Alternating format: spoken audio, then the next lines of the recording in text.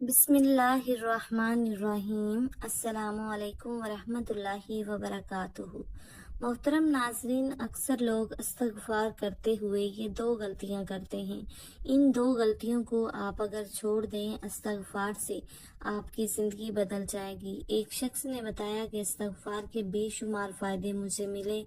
मैं पहले गरीब था, मेरे पास मालो दौलत नहीं थी, अब मेरे पास मालो दौलत है। मेरी हर ख्वाहिश इस्तग़फ़ार की बरकत से पूरी हो गई।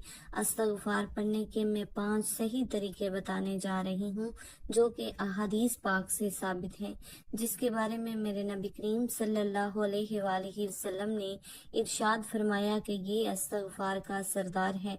और फरमाया कि जो शख्स सुबह के वक्त ये इस्तग़फ़ार पढ़ ले, फरमाया कि शाम तक सलामती रहेगी।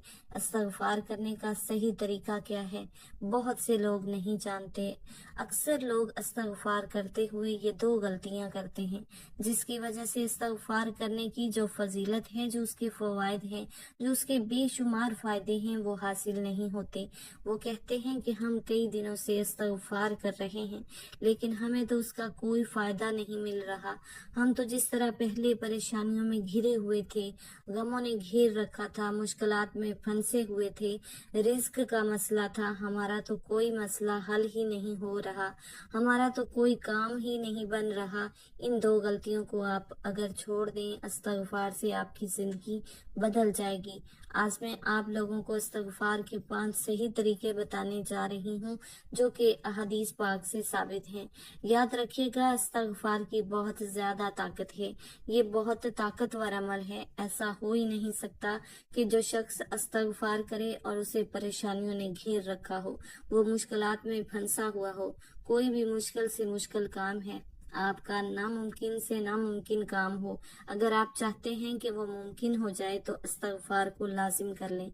नबी करीम सल्लल्लाहु अलैहि वसल्लम का फरमाने मुबारक है, जिसका मतलब है कि जो शख्स अपने ऊपर इस्तग़फ़ार को लाजिम कर लेता है, इसका मतलब है कि जो कसरत के साथ इस्तग़फ़ार करता है, जो शख्स कसरत के साथ इस्तग़फ़ार करे, अल्लाह रब्बुल आलमीन उसके लिए राहें खोल देता है, उसके लिए रास्ते बना देता है।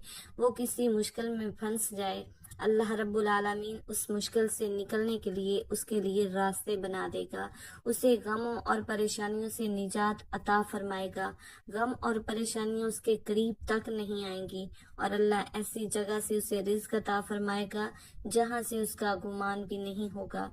यानी वो तसव्वुर भी नहीं कर सकता कि यहाँ से मुझे माल मिल सकता है, दौलत मिल सकती है, मुझे रिस्क मिल सकता है।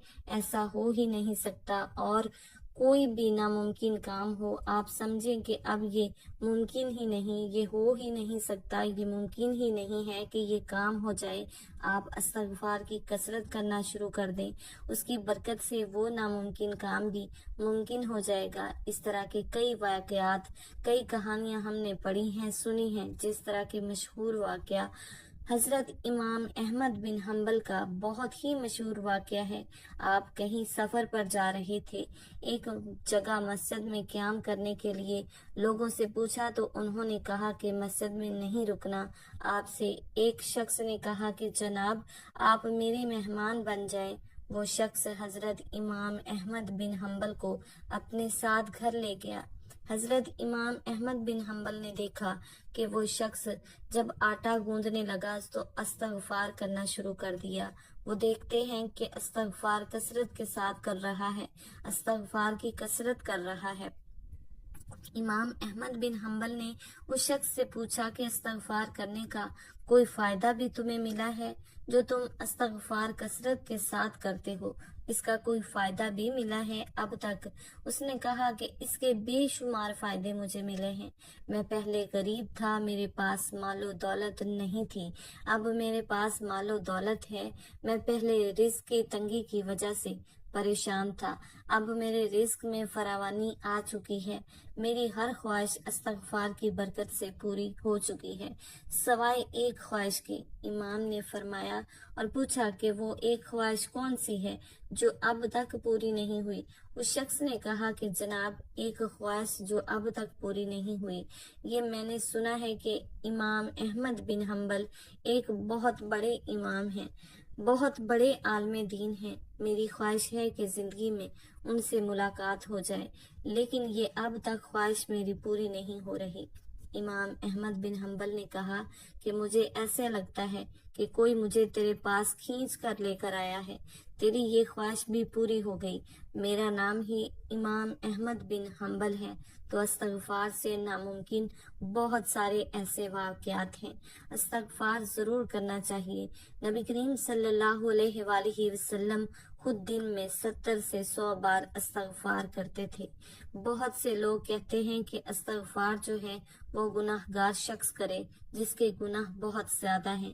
آقا کریم علیہ الصلاۃ والسلام جو امام الانبیاء ہیں، وہ خود دن میں 70 سے 100 بار استغفار کرتے تھے۔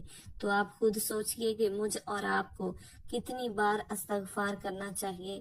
استغفار کو لازم کر لیں۔ استغفار سے آپ کے کوئی بھی مسئلے ہوں، رزق کا مسئلہ ہو، کسی مشکل میں پھنسے ہوئے ہوں، کوئی کاروبار نہیں چل رہا، اولاد نہیں ہے، مال نہیں ہے، کوئی بھی پریشانی ہے، کوئی بھی مسئلہ ہے، استغفار کو لازم کر لیں۔ استغفار کی کثرت کریں۔ کوئی بھی ایسا کام نہیں جو استغفار سے نہ بن جائے۔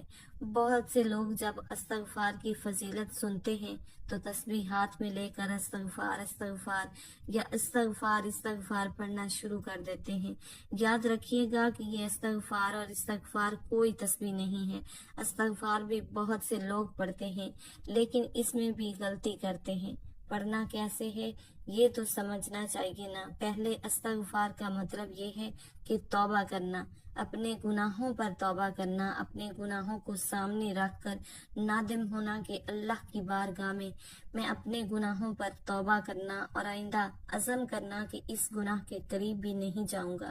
یہ جتنے بھی استغفار کے کلمات ہیں، یہ اب اپنی زبان میں بھی اللہ سے اپنے گناہوں پر توبہ کر سکتے ہیں، اپنے گناہوں کی توبہ، اپنے گناہوں کی معافی مانگ سکتے ہیں۔ یا اللہ، میں اس گناہ سے توبہ کرتا ہوں۔ یا اللہ، جتنے بھی میں نے گناہ کیے ہیں، جان بوجھ کر کیے ہوں یا غلطی سے ہو گئے ہوں، یا اللہ تمام پر میں توبہ کرتا ہوں۔